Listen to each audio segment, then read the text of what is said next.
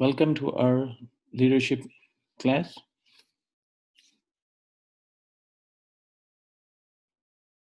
Today we will be learning some more interesting stuff about leadership, and we have some case studies related to leadership and ethics and business that we are going to be looking at. And as we go along the course, just make sure you guys take your notes and let's start about this.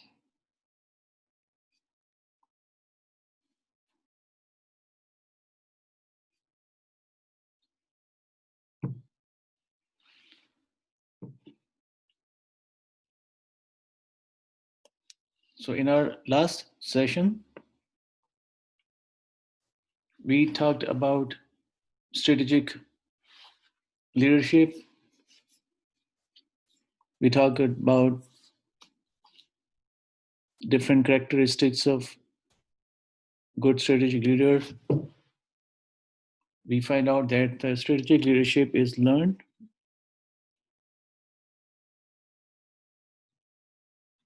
and it is not are something that people are born with, or they have it as a natural ability.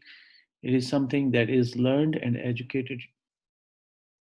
Therefore, educating yourself about the characteristics you want to embody will help you become a better leader. We also find out that the 10 important characteristics of becoming a good strategic leader. Strong communication was on the top one because, as we know, that as a leader, you have millions of followers in some cases, and your followers can also be from different parts of the world. So, as a strong leader, as a good strategic leader, you have to have good and strong communication skills so that way you can communicate and convey your message to your followers.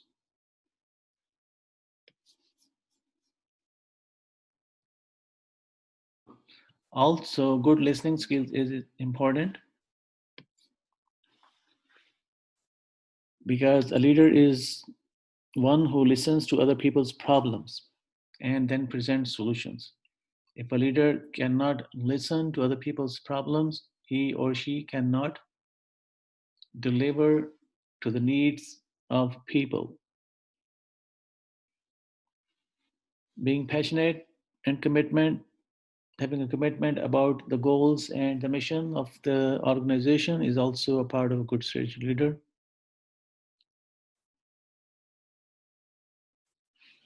Having a good attitude towards positivity overall is also a good characteristics to have to become a good strategic leader.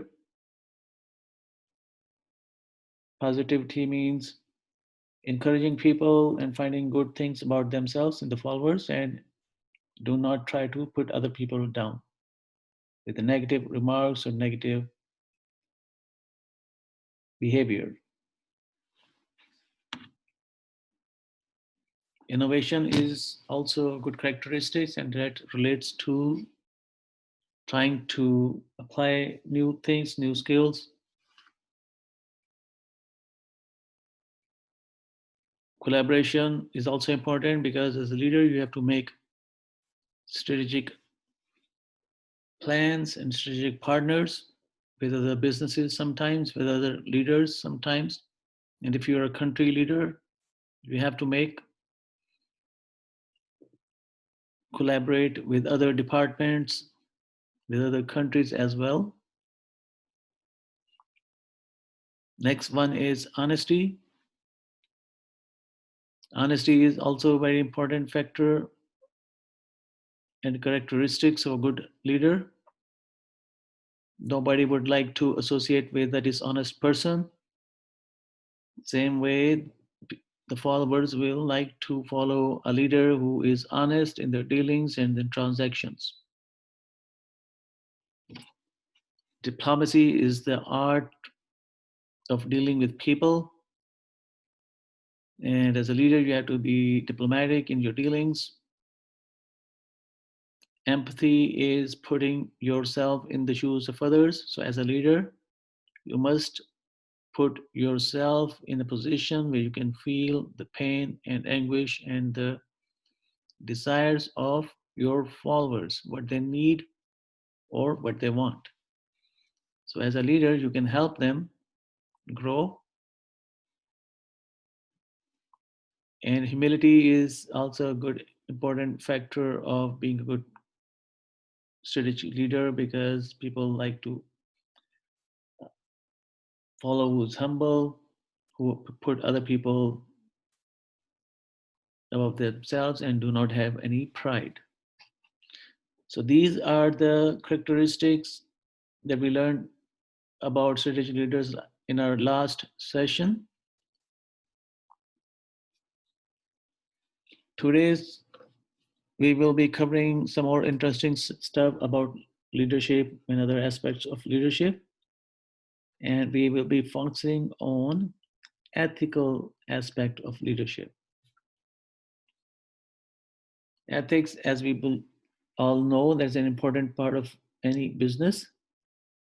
And same way, ethics is also a part of a good personality, a good person, and that's why leadership is also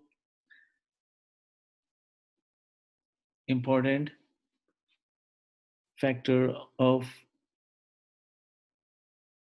ethical behavior. We will be learning about ethics and leadership. We will also learn about impact of ethical leadership, what kind of impact it has on followers, on businesses, on individuals, and also on the society in general, depending upon what how big is the leaders. And we also will look at the role of ethical leaders. And at the end, we will be talking about a V4 model, four value model for ethical leadership. So let's begin with today's discussion.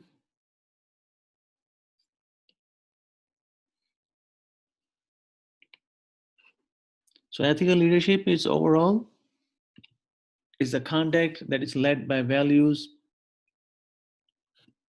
vision, voice, and virtues. The values that are positive, the vision that is positive, and voice that encourages people, and virtues that the people can acknowledge and cherish. Ethical leadership is a form of leadership in which individuals demonstrate conduct for the common good that is acceptable and appropriate in every area of their life. It is composed of the following three major elements: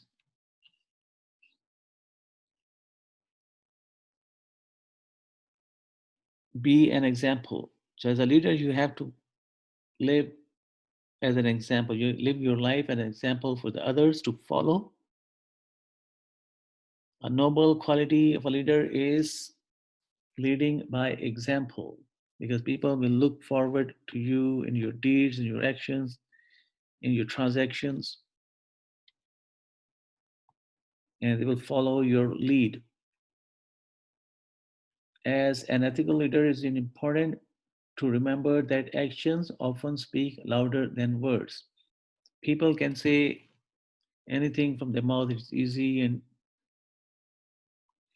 but when it comes to putting those words in practice, that is where the test for the leadership is. People are more likely to judge someone based on how they act rather than what they say.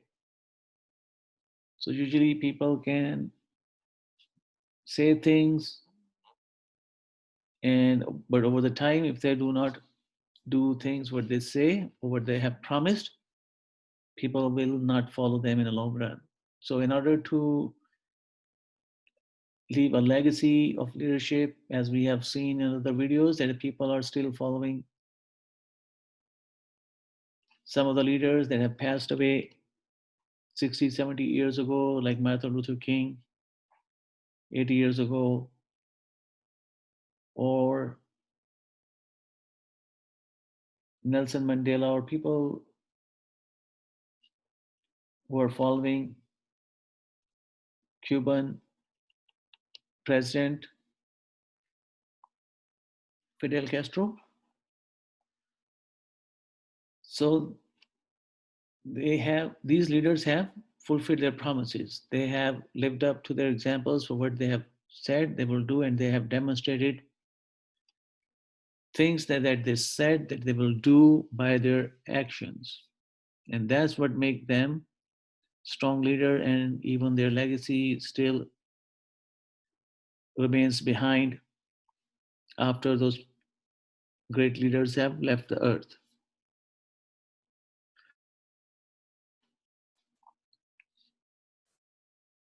By practicing and demonstrating the use of ethical, honest, and unselfish behavior to subordinates, ethical leader may begin to earn the respect of their peers. People may be more likely to follow a leader who respects others and show integrity. So with these characteristics, with this living by an example and showing respect to others and showing integrity, you can earn the respect of other people and increase your followership as a leader. Number two major element of ethical leadership is championing the importance of ethics. We all know that ethics is important, but at the same time, as a leader, you have to encourage, not only practice, but also encourage others to follow and practice ethical behavior.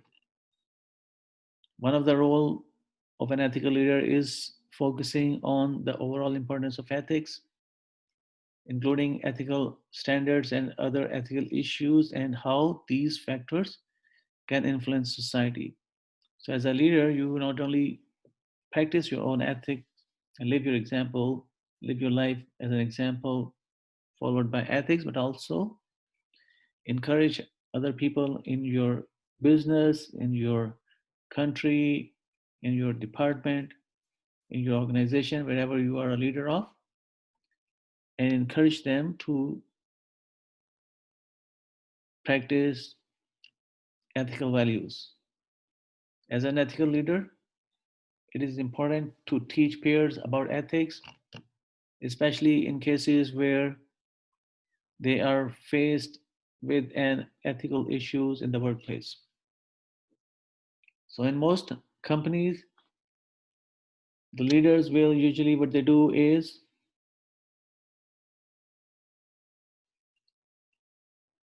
they will have an ethical policy in place, and they will communicate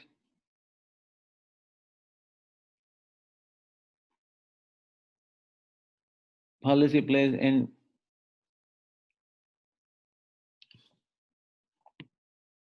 then they will communicate that policy about the importance of ethics within to all those people who are within their organization.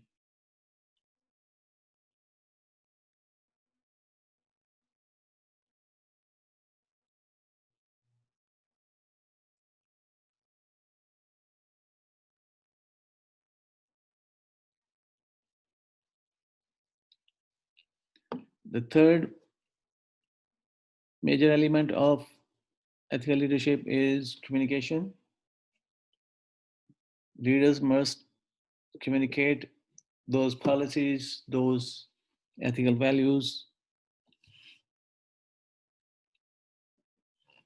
to others. Successful ethical leaders tend to be good communicators.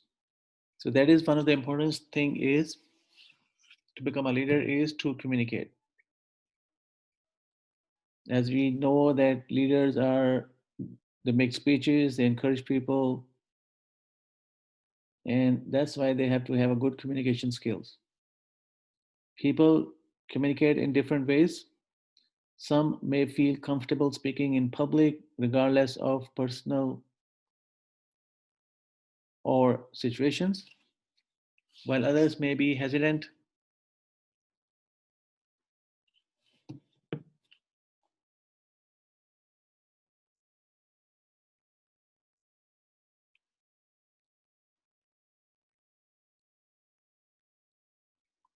in speaking with public.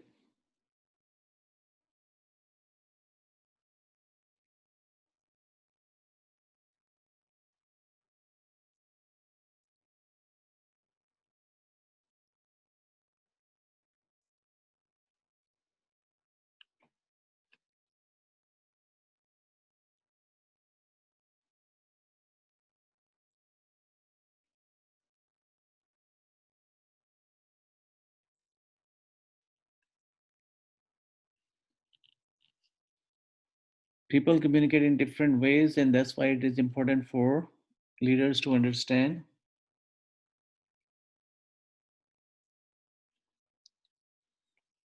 They might be better talking via email rather than in person, so depending upon person to person.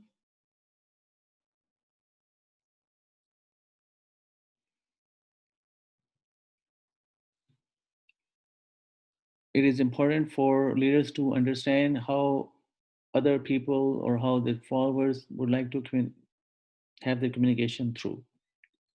If they like one-on-one talks, or through email, or through written policy, or through any other office memorandum, so the leaders will do a good job in communicating with them based on the channel that they will think that is more appropriate to communicate.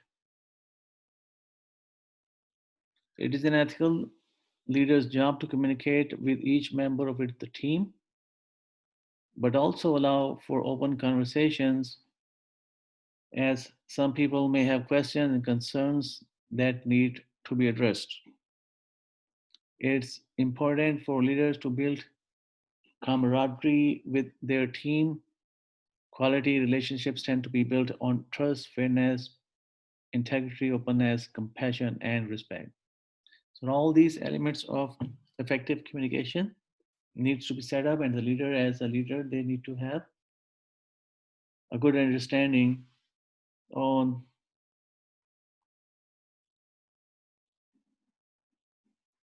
how to communicate with the followers. Let's watch a video about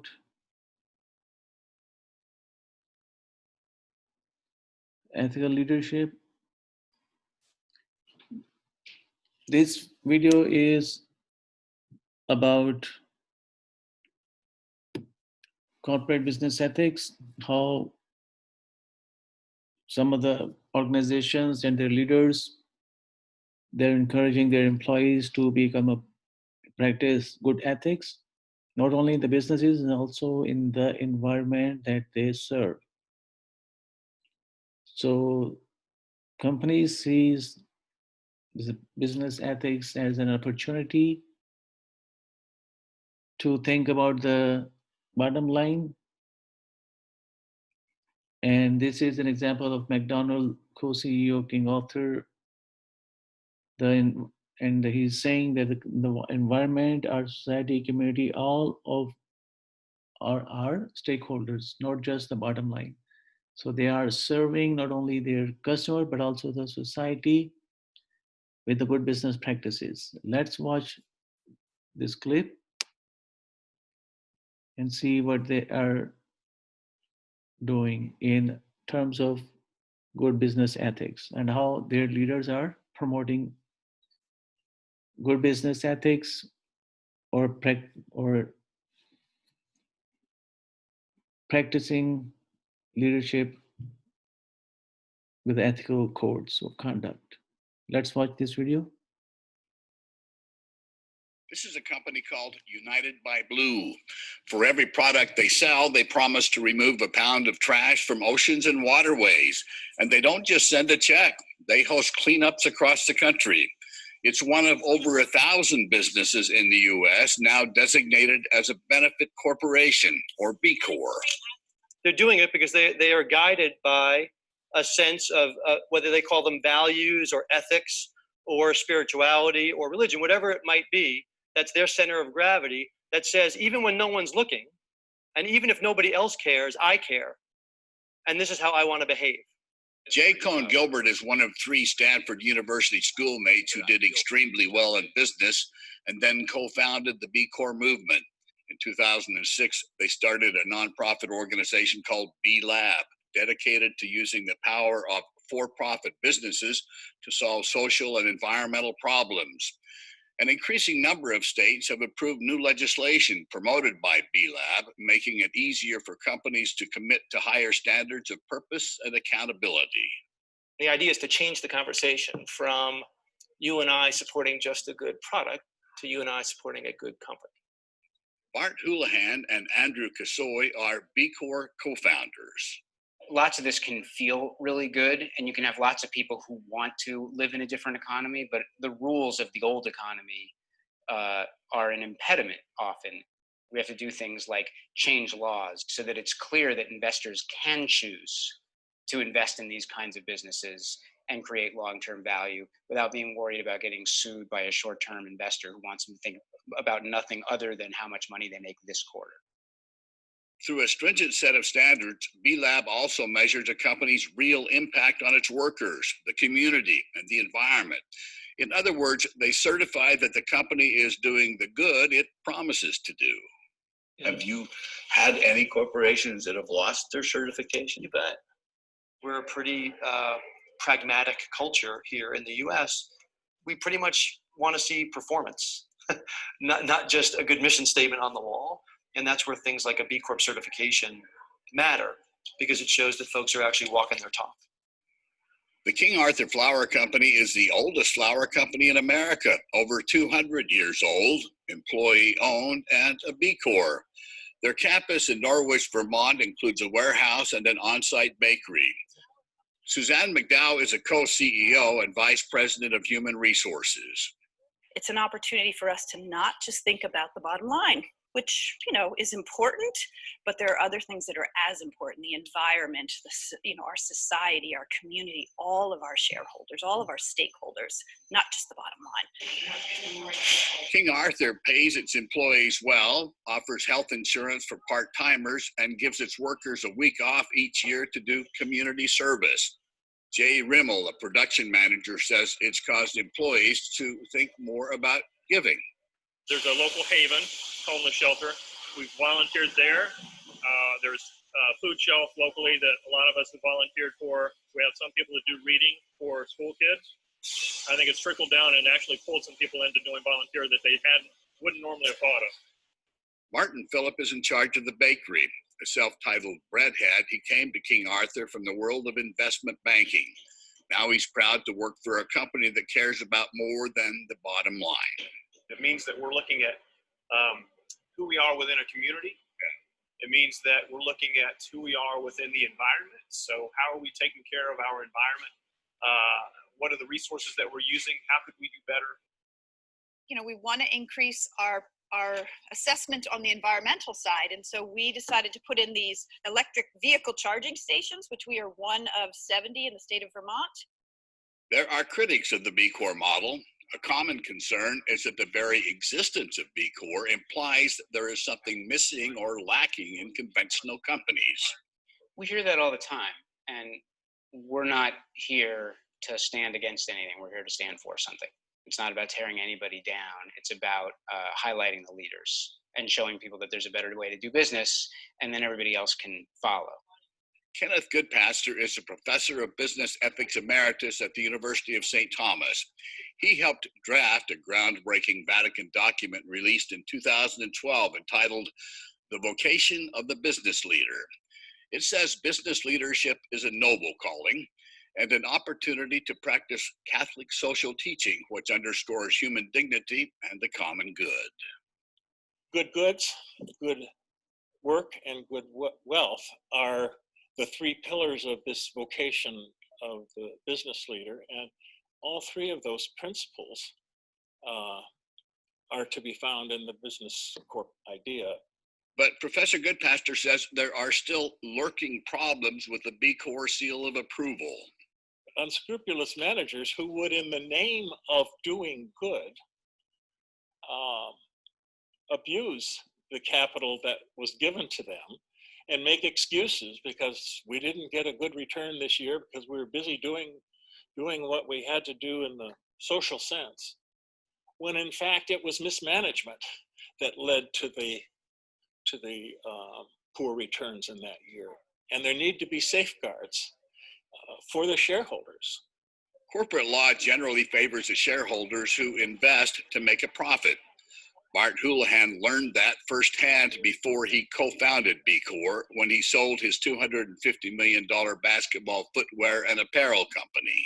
The moment when we sold the company, by law, the only thing that we could consider at that time was maximizing shareholder value. And it felt to me at the back end of that there had to be a better way. One of the more famous examples of a company's fiduciary obligations to the shareholders occurred in the year 2000 when Ben and Jerry's Ice Cream, the famous do-gooder company, was suddenly purchased by a European conglomerate. The founders were accused of selling out, but their lawyer said if they didn't sell, because the offer was above market price, they could be sued by the shareholders. With the B Corp designation, that would be far less likely to happen.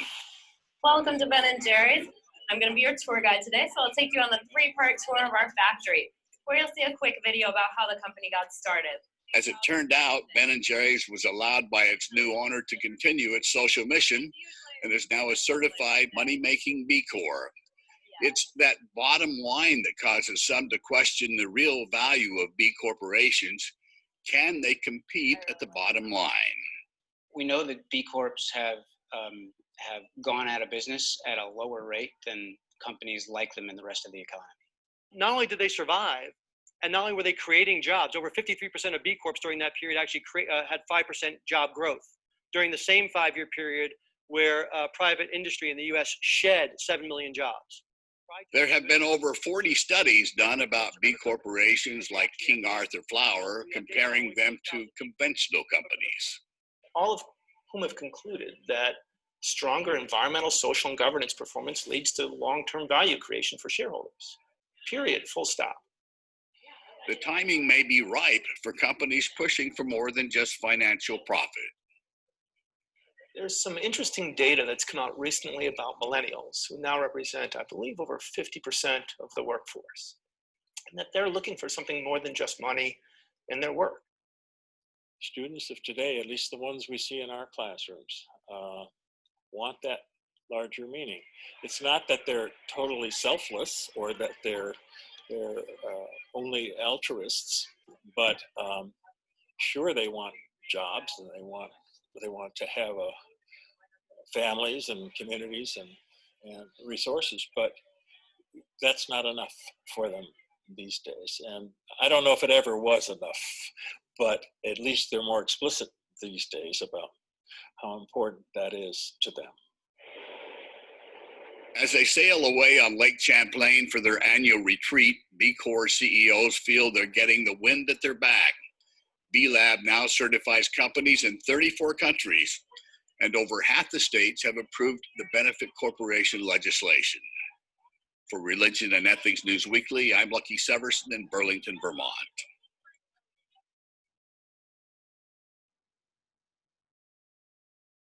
See how these leaders at these businesses and organizations are encouraging their workers to follow the ethics and good practice, because they see the society as a whole as a stakeholder, not only just their own customers. So they're going out, and in order to make the environment, the society, and the community a better place, they are encouraging their employees to practice good ethical values and good ethics and help of the society.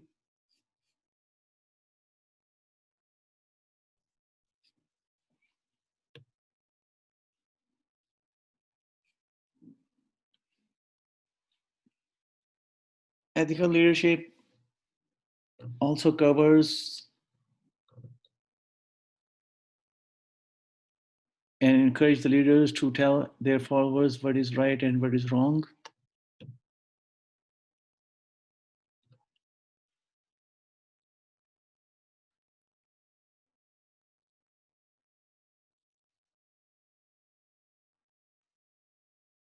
As an ethical leader, you not only practice the good ethics in the business world, but also encourage your followers to do the same thing.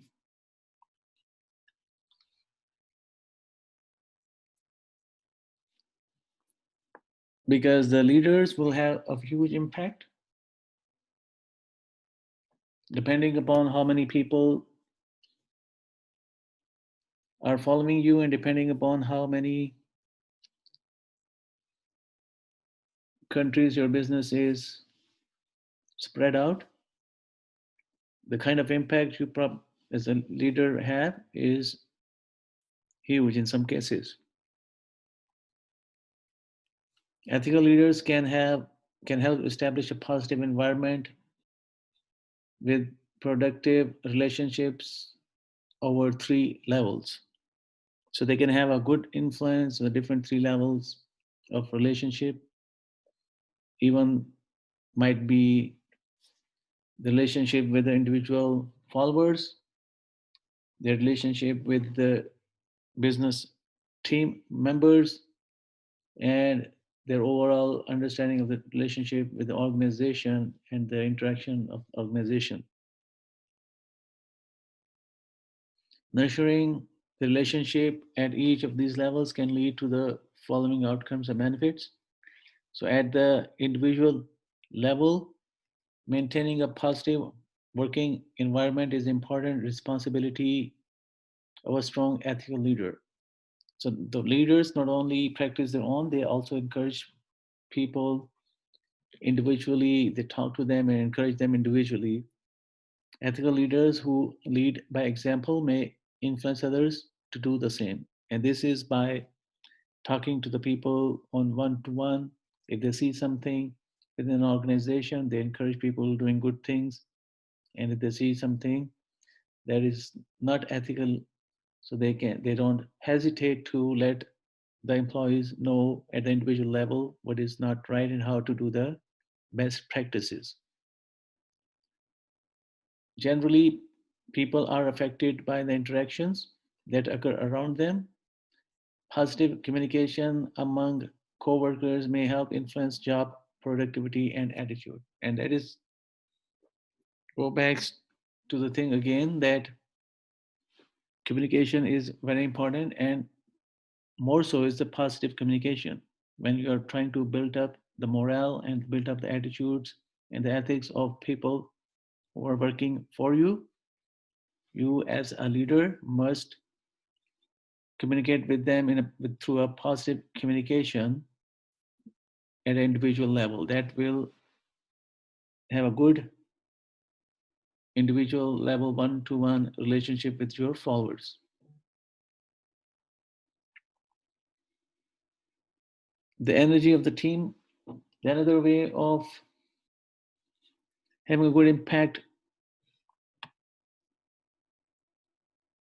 of ethical leadership is through building good relationship with the team. We all know that the team brings the energy. Lots of people within the business and organizations, they form different teams in order to get the task done faster and quicker. So leaders must communicate with those different teams that are working within an organization, whether that is within the business or that is in the church or in an organization or through a public movement. Ethical leaders can also involve the management and conduct and collaboration within a team. So they can collaborate with the team, they can manage their conduct and tell them how to act as a team and how to act with other teams as well. Typically, morale is higher in the workplace when people are getting along with each other. So, as a leader, that you must encourage the teams not only to interact and get along with each other within the team itself, but also with other teams within the company as well. So each organizations have different teams working in different projects at the same time.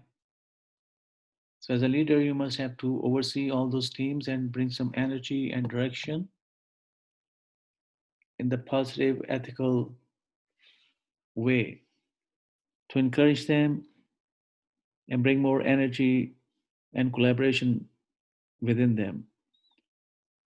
When coworkers are working as a team, it can help build a relationship in the workplace and help the overall performance of the group.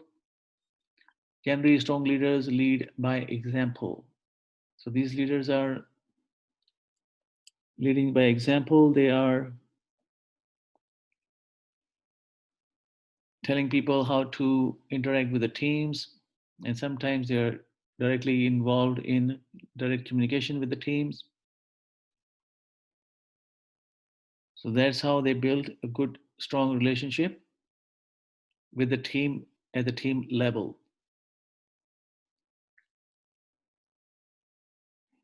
The third level of productive relationship is building a relationship of leaders with the health of the organization.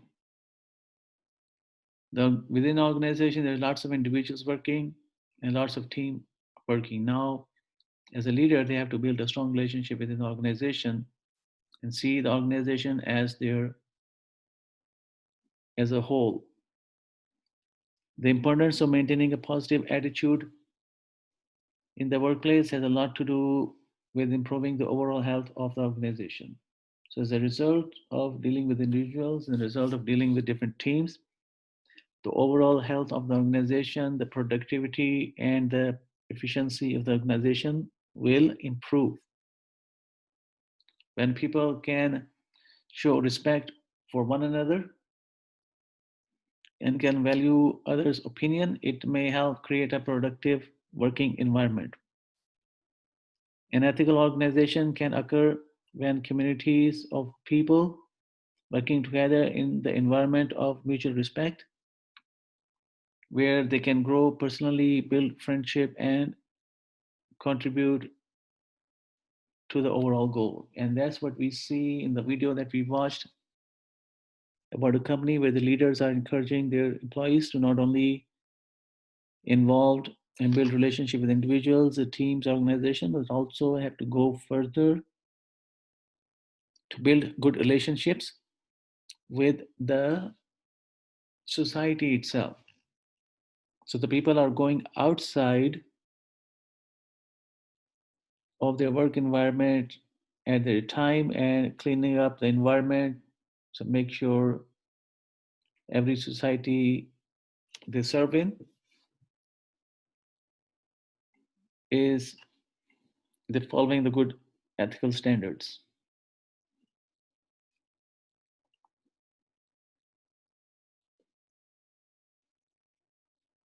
The role of ethical top leadership. We also know that it is important for top leaders to encourage because people they as the followers they look forward to the leaders. They look forward to their directions, they look forward to their examples, they look forward to the things that they do and how they do it, and then they will copy that examples, copy their directions, and get encouragement from them. So the most effective way ethical behavior is learned in a company is through the modeling of that behavior by senior executives and other in leadership positions. So the leaders are doing something good, something great. The people who are following within the organization, they will also do great things. They will also follow them in their lead. This modeling sets what is known as the tone at the top. That is called tone at the top, is a term used within the organization in the company's tone at the top. That means the tone at the top of the organization, how what kind of expectations that the leadership has in terms of ethical behavior and guidelines. Employees may already have a personal moral code when they join the organization. And like most of us do, we all have our personal values and codes that we learn from through schools and colleges and through our family and from our parents and friends. But when we see key figures in a workplace actually living out the ethical values of the company, people are more likely to follow suit and take ethics seriously. So within a company organizations, because they have a guidelines to follow, so that's why people within the organizations, they will have a different code of ethics when it comes to the organization. It is not enough to offer codes of conduct, training, reporting, and reviews programs, no matter how thorough or sophisticated. If the management does not adhere to or promote them, so just saying things by mouth or just producing the paperwork or having the policy published and distributed to the organization is not going to do anything. Do But if an organization want to get to the most out of this ethical standards and values, then the leaders must have to practice themselves, because lots of followers and lots of employees, they look forward to their leaders in order to learn from them. So these leaders must also have good role to play within the company. These are the tools rather than solutions. So just these training programs and reports that are produced and the code of conduct booklet, these are all tools that the people can use. The solutions come from the leaders using the tools and showing others how to do the same. So it's the leader who tells them how to use these solutions, how to use the training, where to implement that training, and how to follow those ethical standards and guidelines, policies of the organization. And this takes practice, reinforcement, and collaboration at all levels of the organization. And that's why we see leaders dealing with individuals, leader dealing with teams, leader dealing with organizations in order to make these things happen and take this into practice. The result will be a culture of ethics that permeates the company from top to bottom. So that will change the company from the top to bottom, and where everybody is doing the same thing and following the same standards of ethics and behavior, and the organization can move forward. So let's watch a video, but sometimes this is not practically possible. We are going to watch a video where some companies have failed within the organization, and lots of companies, they are not following the ethical standards. They're not following the ethical leadership practices at the top leadership. And as a result, people will sue them, people will file uh, lawsuits against them, and the companies will go bankrupt. Let's watch a video of one of such example. And this company is called Enron. And the things happen that the top leaders are not following the best practices, but the people at the bottom, they will. And there is a misalignment. between the way the top leaders practice and they preach and what the people they at the bottom of the organization they will do. So let's watch this video. And this is about Enron. And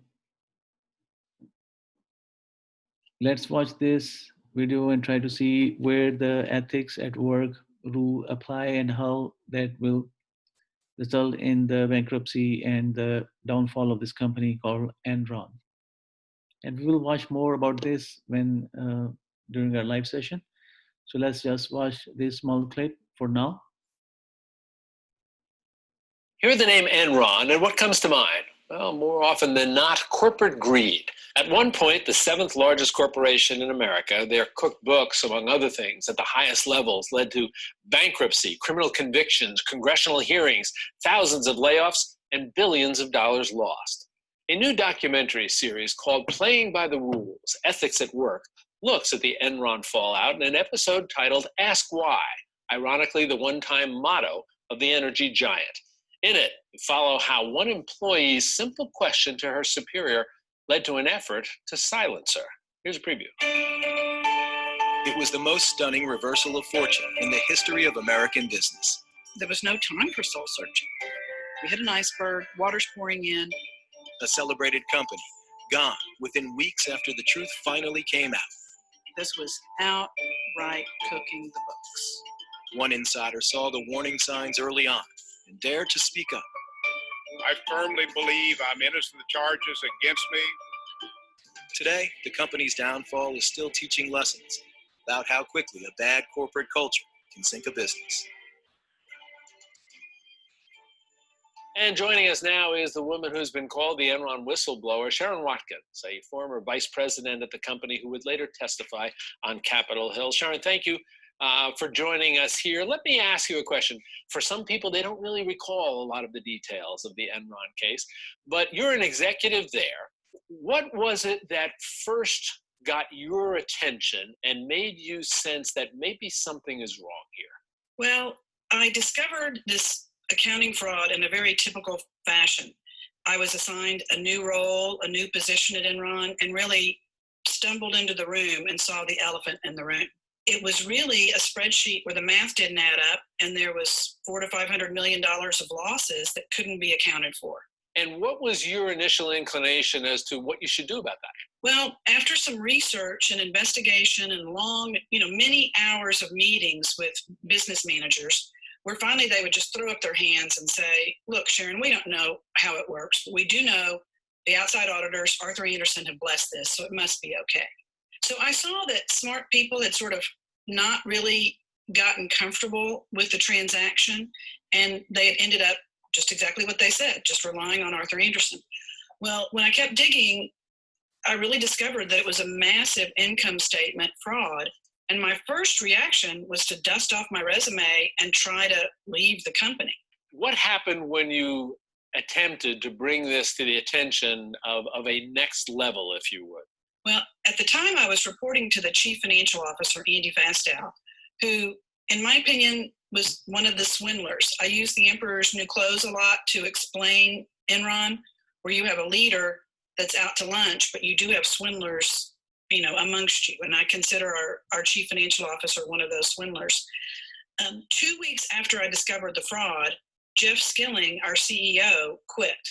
He had been at the company for 10 years. He had gotten the top job at the beginning of 2001. And here 8 months later, he's quitting, and no good reason was produced. So that let me know that my suspicions were likely correct, and he was just getting out while the getting was good. So I reacted in kind of a knee-jerk fashion. Ken Lay was chairman of the board. He was stepping back in as CEO. Let me give him the real reason Jeff Skilling is quitting. And what was the reaction to that when you stepped forward and said, let me tell you what's going on here? Ken Lay he said the right things. Will you give me time to look into it? Can we investigate it? And I said, well, of course, that's why I'm meeting with you. I did not say this to him during the meeting, but it's always been my opinion that if a company has manipulated its financial statements, cooked its books, its best chance of survival is to come clean itself. So it was very important to me that Enron try to do the right thing. Let me ask you, one of the themes that we see in this series, and when you hear people talking about ethics and ethical problems, is a concept that they've described as ethical drift. That it's not a single incident where somebody says, okay, forget it, we're tossing ethics and morals out the window as of tomorrow morning. Is that something that you think reflects what was going on at Enron, the notion of an ethical drift? Oh, I think that's an excellent point to make. You get comfortable with aggressive accounting, and it's beyond creative, it's aggressive, and pretty soon it's just one step to fraud. In ethics, when you start to rationalize behavior, the gray area gets larger and larger until finally you're in pure black and white fraud. As you look back on this and look back at what you started to uncover here and how this thing played out, what are the messages that come from all of this that you think should be communicated to not just the business community, but everybody? I am concerned at the internal motivations that end up affecting you almost subconsciously. Enron had begun to use stock options in abundance. We had always had employee stock ownership plans and stock grants, but in the 90s, we really, all of us, got more and more stock options. And what that does is subconsciously, it really incentivizes you as an employee to dampen bad news, because our water cooler talk was always, wow, our $50 tranche of stock options that we got last year is in the money by $25. What I thought was worth $100,000 is now worth $300,000. With the passage of time, you go out and I know you speak to groups, to business students. How do you see them reacting to what you lived through in terms of that Enron scandal? Well, it's very interesting. It's a 16-year-old scandal. When I first began speaking to college students, it was something, they were too young, they had not lived through it. And of course, they're just learning business concepts and finance and things like that. Now, Enron is a case study in their textbooks. So they've studied it, and I'm just a historical figure giving them background on what happened. But I've always been struck that most college students really believe they're always going to do the right thing. And so I try to impress upon them how much money, power, promotion can blind them. And so I really want them to understand, for a meaningful life, you want to be chasing something other than money. Well, that's a great message for anybody in any field of life. Sharon Watkins, thank you so much for spending some time with us and sharing your perspective on all this. We appreciate it. Well, thank you for having me, Jack. And a programming note, the series Playing by the Rules, Ethics at Work's second episode, Ask Why, premieres tonight, January 18th at 8 p.m. on WLIW, and tomorrow, January 19th at 8:30 on 13. So this is the overview of Enron ethical practices. Enron is an accounting firm. They were not following, the leadership were not following the ethical good practices. And as we all know, that led down to their fall of the company, resulted in imprisonment and fines to their executives. And that's why it is important to practice business ethics, to have ethical leadership at the top, because the ethical top leadership is very important for running a smooth and successful business, because people have their expectations and they expect the business to perform well, and it is the top leadership to look after the interest of the stakeholders, whether those practices are done ethically and if those expectations are being met.